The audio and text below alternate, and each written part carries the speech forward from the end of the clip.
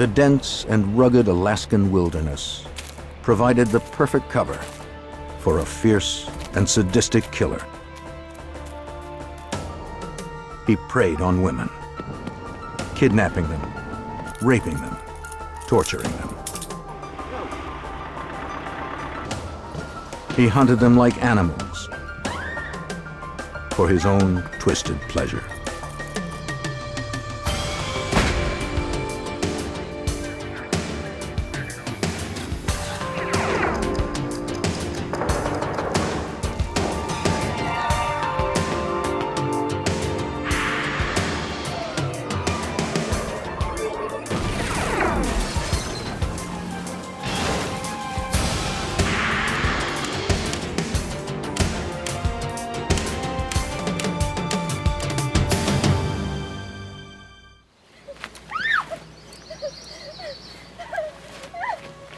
She was a hopeful young model looking for her break.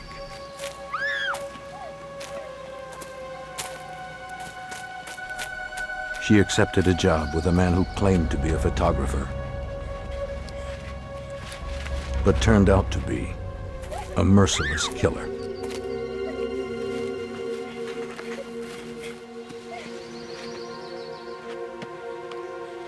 She wasn't his first victim, or his last.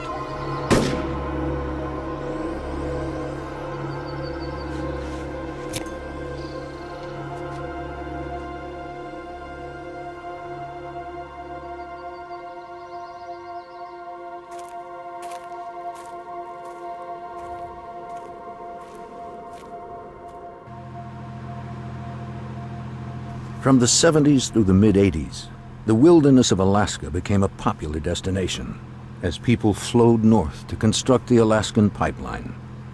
The population boomed.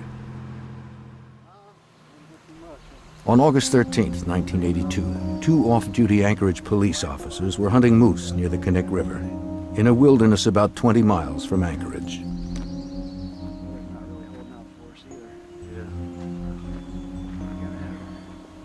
As they made their way through the dense forest, they happened upon partially buried human remains.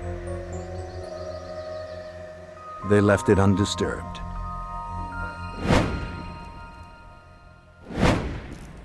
The next day, crime scene technicians from the Alaska State Troopers arrived at the scene. Crimes out here fell under state jurisdiction. Besides clothing and an elastic bandage, troopers found a .223 caliber shell casing in the shallow grave. Conveniently buried here in the sand. Dental records identified the remains as 23-year-old Sherry Morrow, an exotic dancer reported missing a year earlier by her boyfriend. Troopers called him in to break the news. Her clothes matched the ones he reported her missing in, but her good luck charm, the gold arrowhead pendant she never took off, was gone. Morrow was probably murdered shortly after she disappeared, giving the killer more than a year to cover his tracks. Finding him would be next to impossible. In the year following the discovery of Sherry Morrow's body, more women began turning up. It's a sad truth that finding bodies in the Alaskan wilderness wasn't all that unusual. 2 or 3 times a year, some novice hiker or hunter would get lost and succumb to the elements. But a growing number of bodies had a different story to tell. During new road construction on September 2, 1983, a crew unearthed human skeletal remains not far from where Sherry Morrow's body had been found 1 year earlier.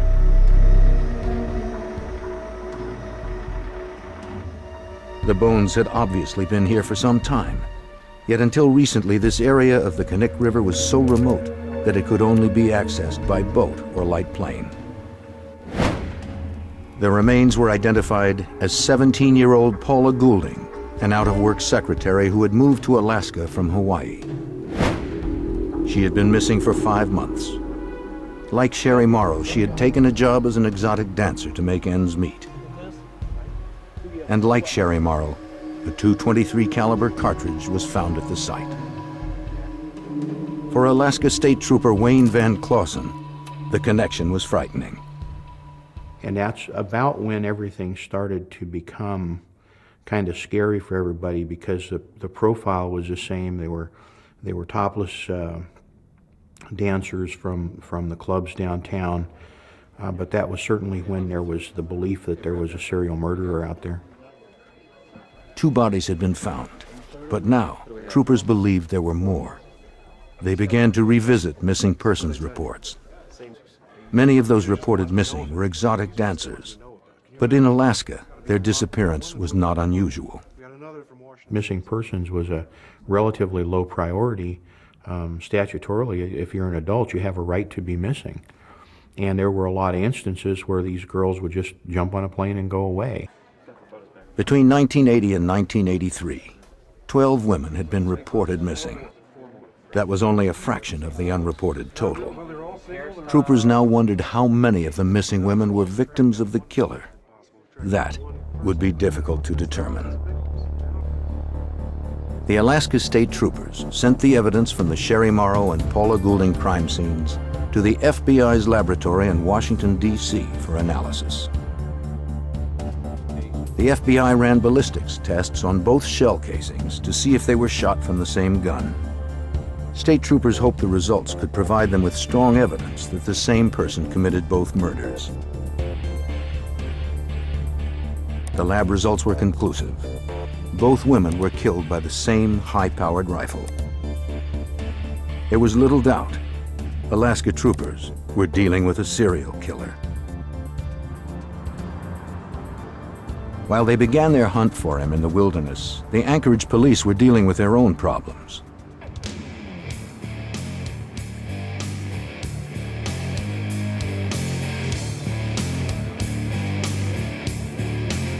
Every city has its dark side, and Anchorage is no different. Except that in Alaska, the nights are longer and darker. In the 70s and 80s, Anchorage was a frontier town. Men came here to work hard, and women followed to ease their loneliness. Some women were lured to the strip clubs, hoping to earn a quick buck. Others, looking for more respectable opportunities, worked in the clubs until something better came up. For many, it never did.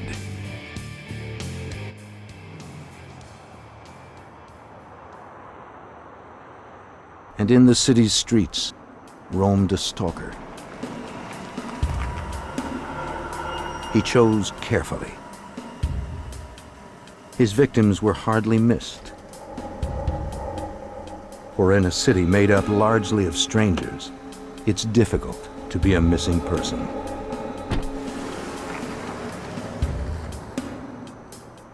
Some of the women who disappeared from Anchorage turned up safely. Some didn't turn up at all. But disappearances weren't the only crimes being reported.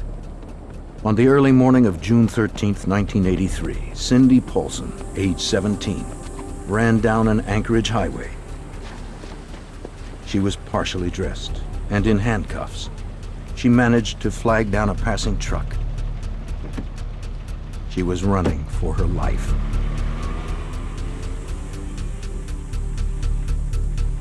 The motorist dropped her off at her motel apartment. The desk clerk had called the Anchorage police. Miss Paulson? An officer removed her handcuffs and tried to calm her. You all right? Here, let me get this. Anchorage police officer Greg Baker recalls the incident. We found her in handcuffs with very little clothes on. She was real credible. She was very scared, she was very frightened, and she told us her story. Paulson, the prostitute, told Baker that she picked up a trick the night before. She described him as wiry, scruffy, about 6 feet tall, with glasses and a stutter. He was not the kind of person she thought of as threatening.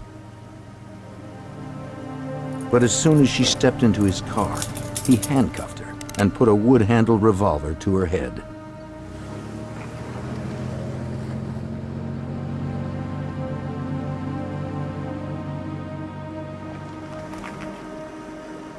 They drove to a respectable residential neighborhood. He pulled her into his house.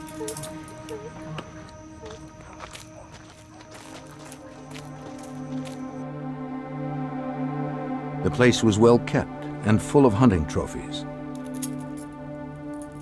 He had a chain hanging from the ceiling of his den. He chained her up and stripped her.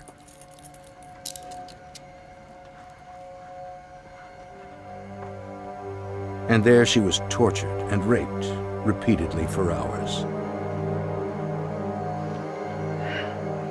Then he went to take a nap, leaving her there. But he wasn't through yet. He said he was going to take her to his cabin in the wilderness. He said if she tried to get anyone's attention, he'd kill her, and them as well. He told her he already had his alibi worked out. His friends were willing to lie for him. No one would believe her story. They ended up at the airport. She could see him loading a weapon into a small aircraft. She also saw her chance for escape. Her one chance to save her life.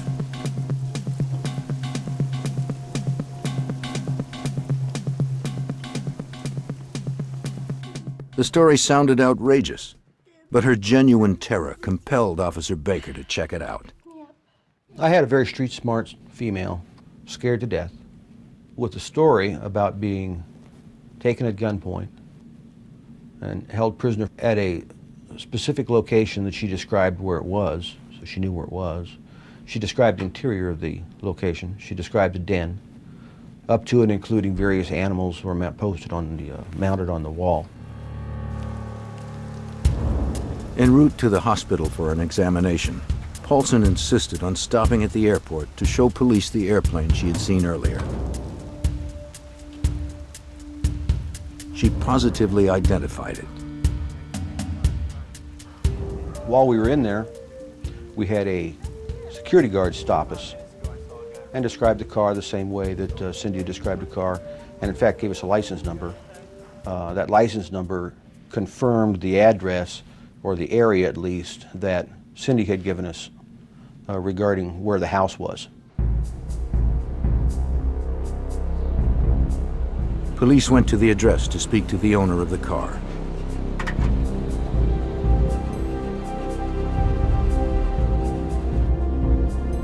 They arrived moments before he pulled up, driving the vehicle described by Cindy Paulson. So far, everything Paulson said had checked out. But the suspect had his own story to tell.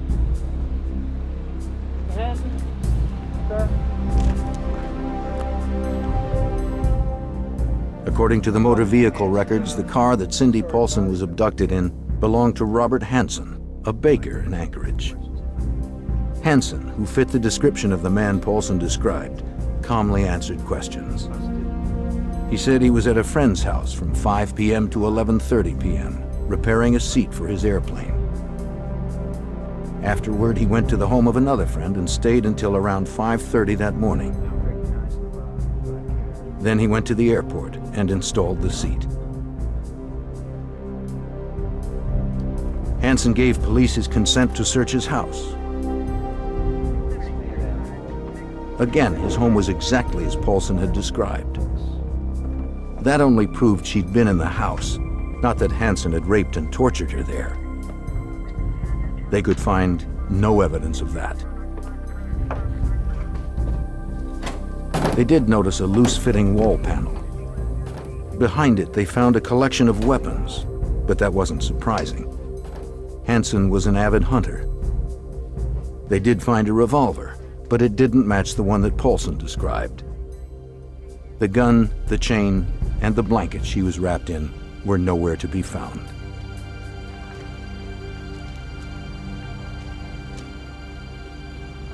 Hansen's car appeared equally clean. Anchorage police found nothing in his car that fit Paulson's story.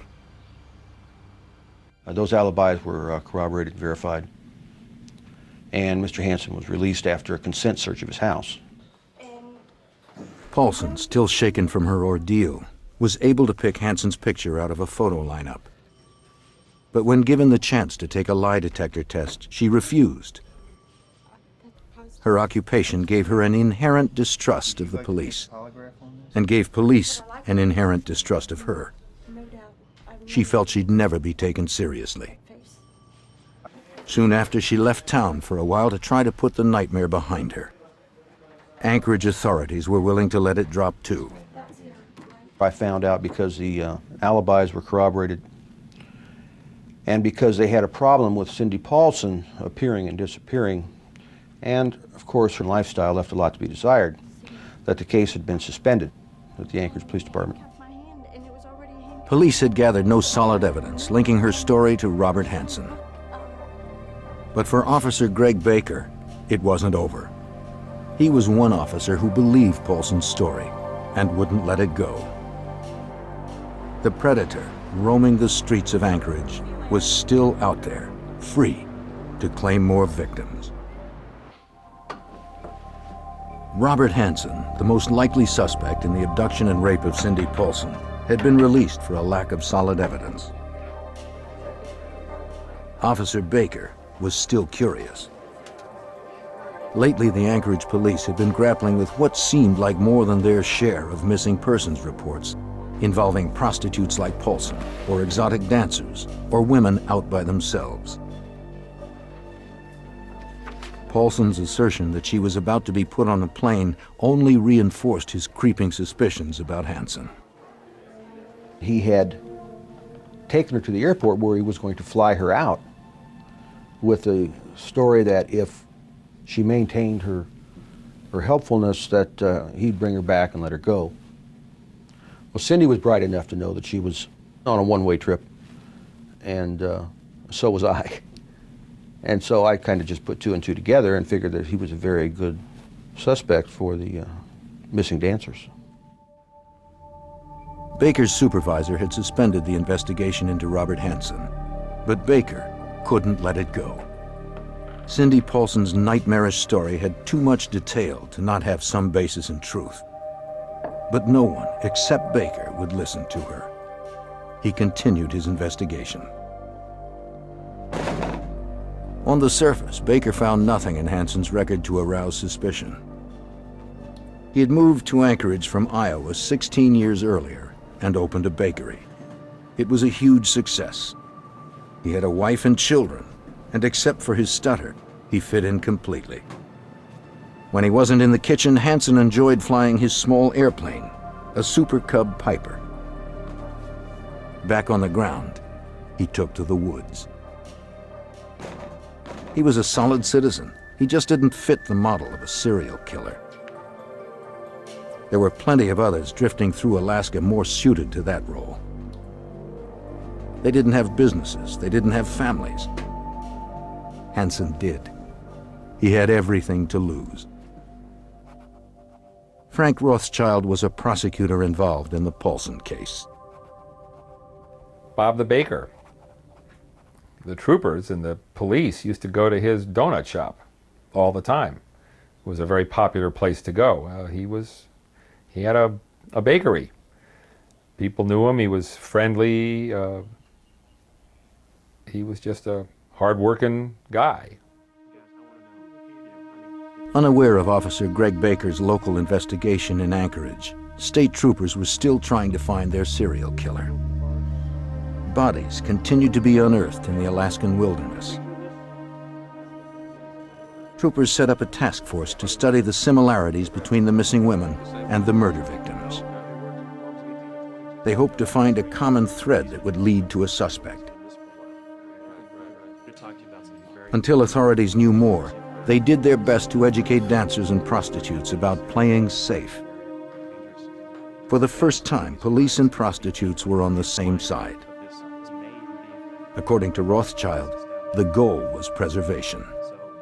Law enforcement were then and had been for a time advising young women who were working in some of these clubs and who were working the streets to be careful and to advise them there was a maniac out there who seemed to be abducting and killing people.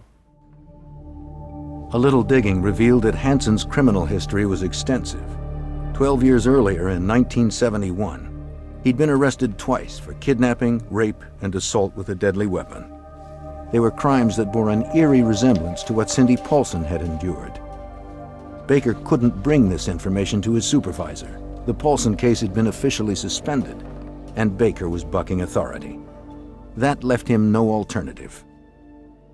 And at that time, I gathered up all the reports and background that I could find on Mr. Hansen and carried it over to the troopers.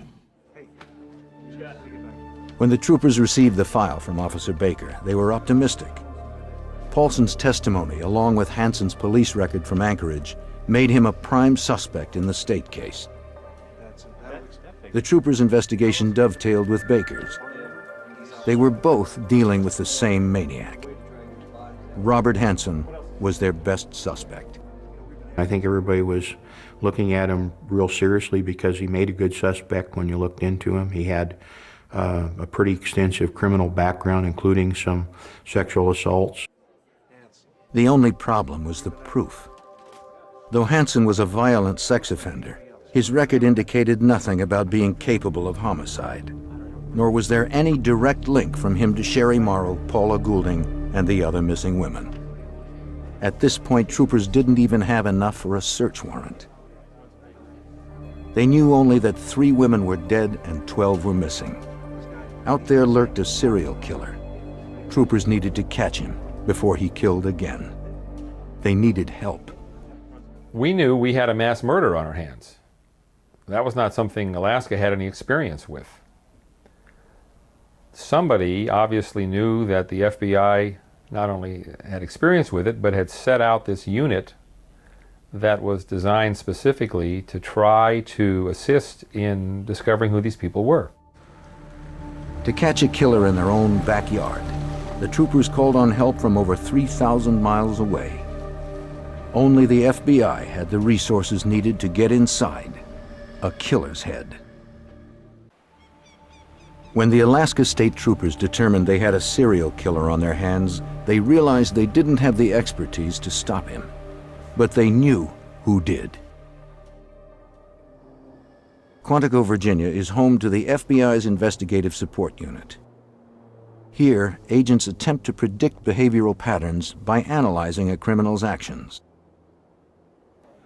Retired FBI agent John Douglas helped pioneer behavioral profiling and still works as a consultant. His profiles are based on 25 years interviewing convicted killers. They taught Douglas how to think like they do. He's learned that serial killers are acting out their fantasies of control and conquest.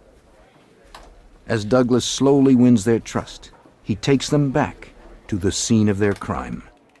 You finally get them talking, they start giving you that 1,000-yard stare. They're back 10 years ago, 20 years ago when they were perpetrating the crime, and they kind of lock into that 1,000-yard stare, and their memory is just so precise. And the fantasy is what keeps them going over and over and enables them to survive when they're incarcerated. So I got to tap into that. It takes time, but once I'm in there, I get tremendous information. From these interviews, he distilled a checklist of traits and habits that serial killers share. They start young, with lesser crimes such as arson or cruelty to animals. Over the years, their violence builds. To every new case, profilers bring the knowledge of how killers evolve. To understand the criminal, you must look at the crime. You just want to see if you can come up with an analysis based upon preliminary police reports, crime scene photographs, a profile of the victim, autopsy protocol, reviewing that, review the autopsy photographs, do an analysis of the overall crime, the risk level that the subject took, the victim risk level, analysis of the area, maybe the crime scene, maybe you have multiple crime scenes, and then based upon that, you attempt now to come up with a specific type of profile. By examining every aspect of an unsolved crime, a profiler can determine specific characteristics of that killer, such as age, occupation, and physical characteristics. The troopers contacted the FBI to see if the Bureau could work up an analysis of the Anchorage killer. They hoped the profile would sharpen the investigation and bring overlooked clues to light. The troopers gave the FBI what they needed to build the behavioral profile. For a scrupulous, accurate profile, they required only facts from the troopers, no analysis or theories. Trooper Wayne Van Clausen didn't want to lose any time. The information he received from Officer Baker aroused his suspicions about Robert Hansen, but he needed more information. Criminal records were just beginning to be computerized, and he didn't have access to them all in Anchorage. While the profile was being developed, he went to Juneau to collect Hansen's records from the Superior and Supreme Court archives. In his fact-finding mission, Van Clausen researched every town that Hansen had ever lived in. He found reports on Robert Hansen dating back to 1961. He gathered all that he could carry, sent the rest by truck, then headed home.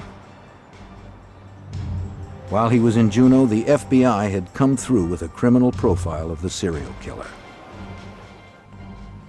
The fact that the killer was so prolific meant to Douglas that he could function unnoticed within the community. Someone who worked independently, most likely a business owner. The killer would be an avid outdoorsman, since the bodies were recovered in remote areas of wilderness. Since he preyed on prostitutes, Douglas concluded the killer had difficulty talking to women, had low self-esteem, and grew up feeling like an outcast. Based on killers with similar profiles, Douglas provided a specific characteristic to explain the cause of those feelings of inadequacy, a feature that bore an eerie resemblance to Robert Hansen. The one that totally blew us all away, I think, is that when they said he's either going to be a stutterer or someone who has a lisp, a speech defect. How do you figure that? But that was one of the things that they suggested might show up. The FBI profile pointed to Robert Hansen, but the depths of Douglas's insight were about to be known. Upon Van Clausen's return, troopers studied the files. The records showed that Hansen had spent 3 years in a reformatory for setting fire to his old high school's bus garage. Based on their work with previous killers, the FBI profilers said the killer would have a history of arson. You have a boyfriend? Yes, actually I do. Yeah. The profile painted the killer as a social misfit. Hansen's court-ordered psychiatric reports from his days at the reformatory bore this out. That's the boyfriend. Yes, I'm really busy right now, you know. I don't mean anything like, His stutter was a social barrier that undermined his self-confidence. Whenever he tried to assert himself, he'd be slapped I have a lot of down. work to do, or I'm gonna call security on you. He never forgot the sting. The profile said the killer would learn to function as a normal member of society while his perversions festered within. His record showed that in his 30s, Hansen began working at a bakery. He would brag to co-workers about his kleptomania and the sense of power it gave him.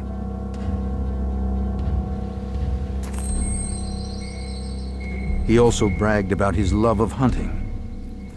He took great pleasure in exerting power over his prey, stalking it, then wounding it. And he became good at the kill, winning prestigious awards. In 1967, he moved to Alaska to start a new life, and for better hunting. 3 years after moving there, his record showed he was arrested for the attempted rape of a young receptionist at gunpoint. He pleaded no contest to assault with a deadly weapon.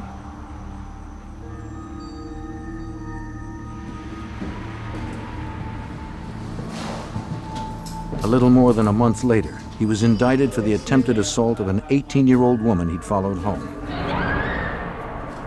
As soon as the man got to Alaska, he was involved in theft cases, he was involved in abductions, he had psychiatric evaluations showing him to be really unstable and having all kinds of weird sexual fantasies and the rest. True to the profile, Hansen seemed a respectable citizen, so the courts were lenient. In one case, he claimed to have memory lapses and was given psychiatric treatment and 5 years in a work release program. He abducted one of his early victims outside a coffee shop, took her to a cabin in the wilderness, and raped her at gunpoint. She was 17 at the time. He told me, of course, if I called the police, that he would hunt me down and kill me. He told me he was a fine, outstanding businessman. He had never mentioned at any point during the rape time or before or after that he was married, but he said he's a fine, outstanding businessman and that I was just a kid and nobody would believe me. And he was right. Everything the profiler said about the perpetrator of the serial killings fits suspect Robert Hansen, a truly dangerous man who was passing as a nondescript face in the crowd.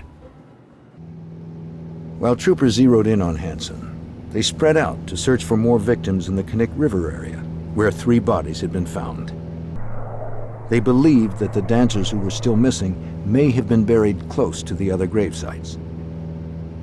But troopers came up empty. The area was too large and remote to cover completely. Despite the compelling FBI profile and the past police records, troopers lacked anything tangible to link Hansen to the killings. His police records were too stale, the evidence too circumstantial to hold any weight in a court of law. Investigators hoped that Cindy Paulson could help. She was the only surviving victim to Hansen's current wave of violence. Perhaps she could remember something else from her ordeal. Paulson gave another statement. But this time, she was able to ID one of the guns Hansen had in his possession. Aside from Paulson, Hansen had not been implicated in a rape or abduction for more than 10 years.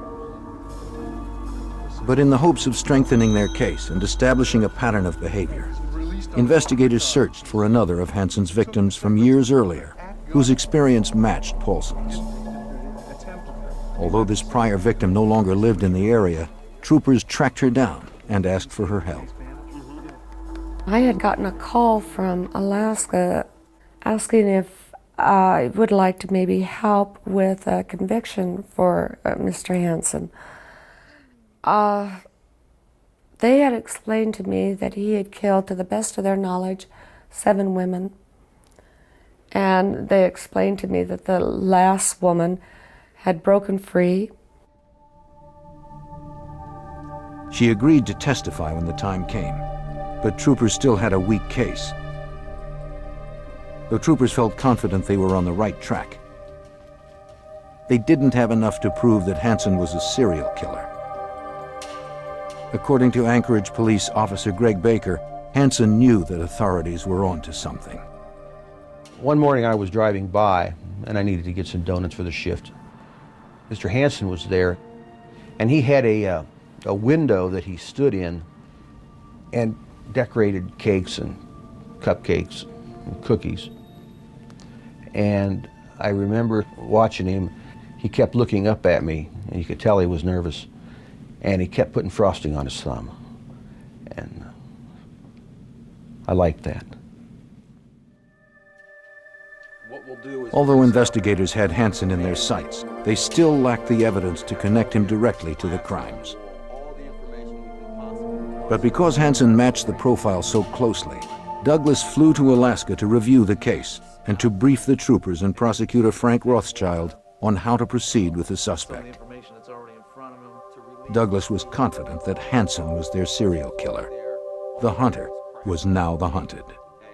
So the mission was to provide a analysis for them. Does he have the capability to commit a crime like this? And the answer was yes. I believe this prostitute, and I believe he's capable of perpetrating these crimes. Douglas's idea was to bring Hansen in for questioning while simultaneously searching his house. To obtain a warrant, investigators needed to list specific items they believed to be in the house. They knew to look for the gun that Cindy Paulson described, and the one that fired the bullets found in the graves of Sherry Morrow and Paula Goulding. That wasn't enough. They needed a home run, something that would prove Hansen's guilt in no uncertain terms. They asked Douglas if there was anything else to list in the warrant. Yes, some of the research findings is we're dealing here with a serial killer. And serial killers, it starts off as fantasy. And one of the things to keep the fantasy going after the crime is because they're on the hunt nightly looking for victims, is they take some type of memento. We call them either souvenirs or trophies, something belonging to the victims. Douglas helped prosecutors write the affidavit based on the likelihood of finding mementos mentioned in the profile. Okay, anything else? I've got those two. Anything from a piece of the victim's jewelry to a driver's license. We don't have any. But a behavioral profile had never been used as the basis of a search warrant in the United States before. Rothschild knew he'd need to back it up with more conventional information. Obviously, the district attorney's office wanted this search warrant to be bulletproof. They wanted it to be absolutely, positively, without flaw, because they knew this was a big, big case. The last thing they wanted was to have something wrong with the search warrant and have all the evidence thrown out. The affidavit swelled to 48 pages. The judge granted 8 search warrants for Hansen's property. Now, they just needed Hansen. They had learned his pattern, knew his schedule. On October 23, 1983, they went to pick him up at his bakery. But Hansen wasn't there. He'd gotten off to a late start, unwittingly keeping the troopers waiting 20 tense minutes.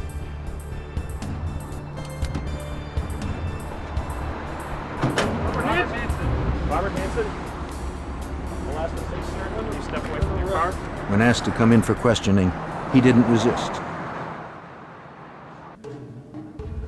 The interrogation room was ready for him. The goal was to keep him off balance, hoping to elicit a confession and avoid a lengthy legal case. Douglas helped the troopers design the interrogation room for the biggest psychological impact. Crime scene photos and related materials were strewn everywhere for Hansen to contemplate before his interview. At the appointed moment, the troopers arrived, and the mind game began. Mr. Hansen? The FBI coached Rothschild on how to play it. Ask him questions in a way that would prompt more discussion. So that's game plan number one. Then obviously, we've got all of these cases that have been investigated.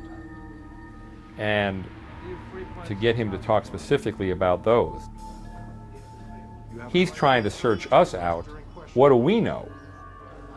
So I could see his game plan was to kind of find out what we knew and play off of that. And my game plan, of course, is to find out what he knew. While Rothschild tried to get Hansen to open up and confess, troopers served the search warrants. Hansen's wife was home. The troopers were extra cautious, videotaping the entire procedure. What they were looking for could be anywhere, even in plain sight.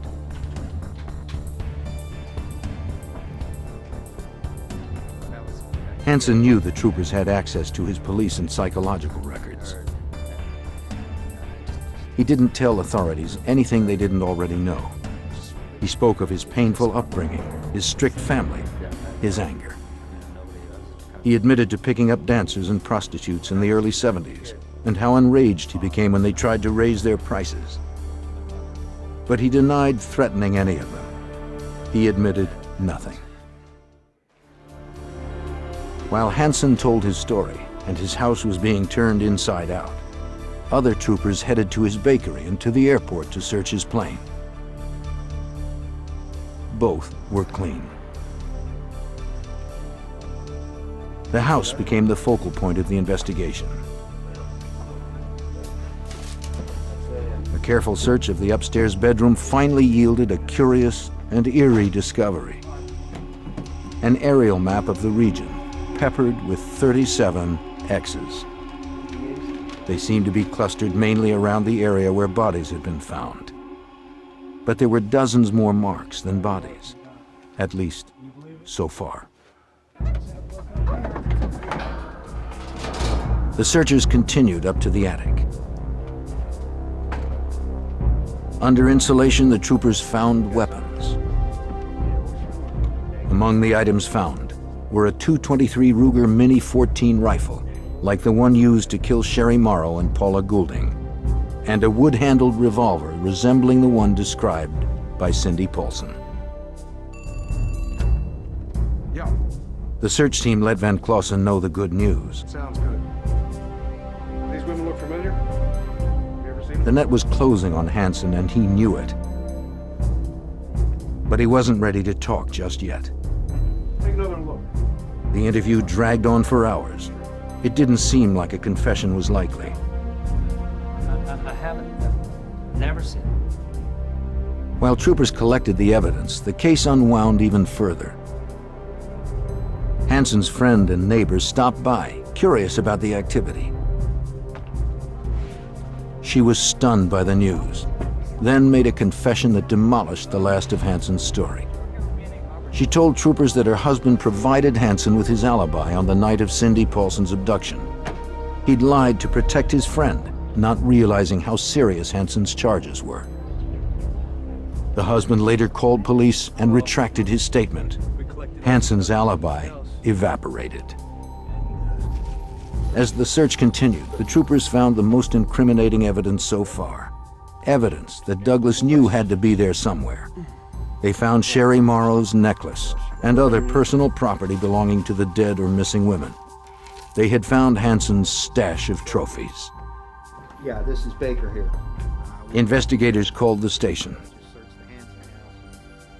Though they had Hansen where they wanted him, still he wouldn't confess. But they had enough to lock him up on the Cindy Paulson case. Bail was set at $500,000.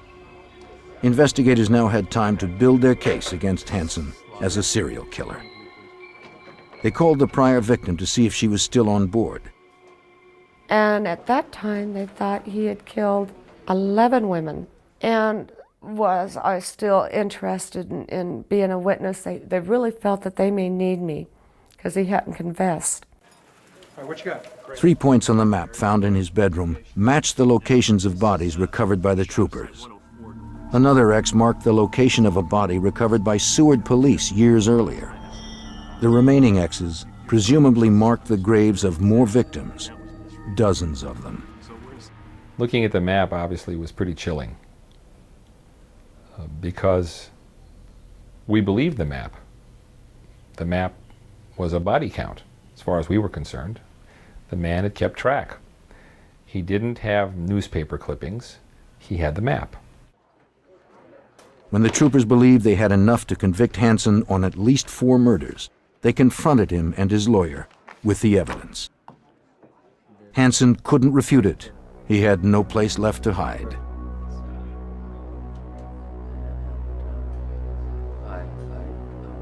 Finally, it was time to confess.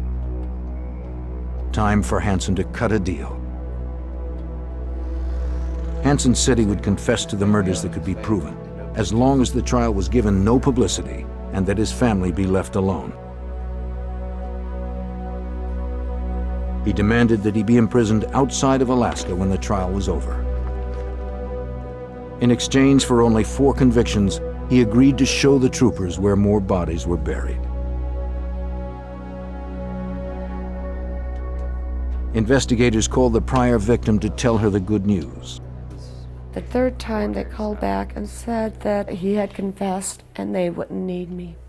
So I hung up the phone when we were done talking, got my son off to school, got my husband out the door, and proceeded to fall apart. I started crying. I couldn't stop. I had no control over it. It controlled me. I could see each and every one of those women, how they died, probably hunted down like dogs, wounded and then hunted more.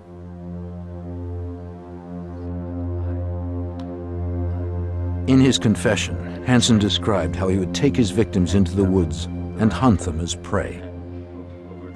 Over the dozen years that he lived in Alaska, he'd raped more than 30 women and developed many strategies for capturing them. Once he found a likely target, a solitary woman like Sherry Morrow. He would befriend her and arrange to meet her at a fast food place. If they were dancers or aspiring models, he'd offer to pay to photograph them. He'd arrive early and stay in his car. That way he'd be certain the woman arrived alone and had no one waiting for her in the parking lot. No witnesses. Then he'd go in and meet his new victim.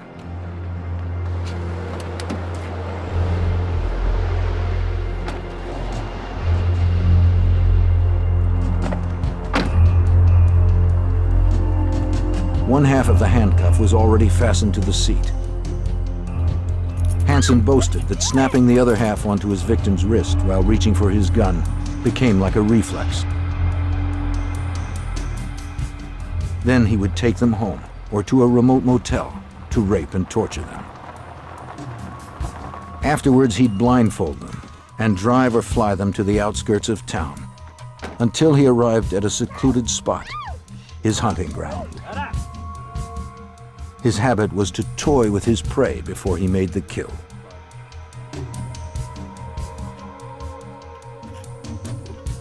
Hansen confessed that in the summer of '83, he devised what he called his summer plan. He sent his family away so he could bring his victims home. When he was done with them, he'd dispose of them in the wilderness.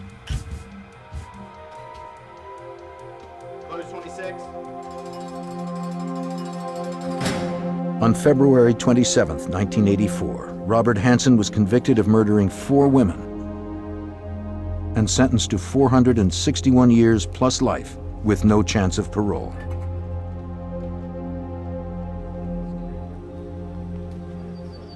After his sentencing, Hansen accompanied troopers into the field to find more of his victims, represented by X's on his map. A total of 8 victims were found. Some places on the map went unexplored. Bears scavenged others, scattering the remains. Investigators will never know how many of the 37 X's represented one of Hansen's victims. According to John Douglas, the map might have depicted only a small part of his hunting grounds. Killers like Hansen will come into contact with a lot of women, but fantasy is everything, and they may not like the way the person talks or the person dresses, the style, and so they'll make a decision. Well, this one will live. This one over here will die. I believe he was good for a lot more cases, and I still believe there was a chance that one of the reasons that caused him to go up to Alaska, he was running away from homicides back in the lower 48. In the United States, an estimated 35 to 50 serial killers are active at any given time. Profiling has made them easier to spot and apprehend. Each time one is captured, investigators learn more about their twisted motivations, making it easier to catch the next one.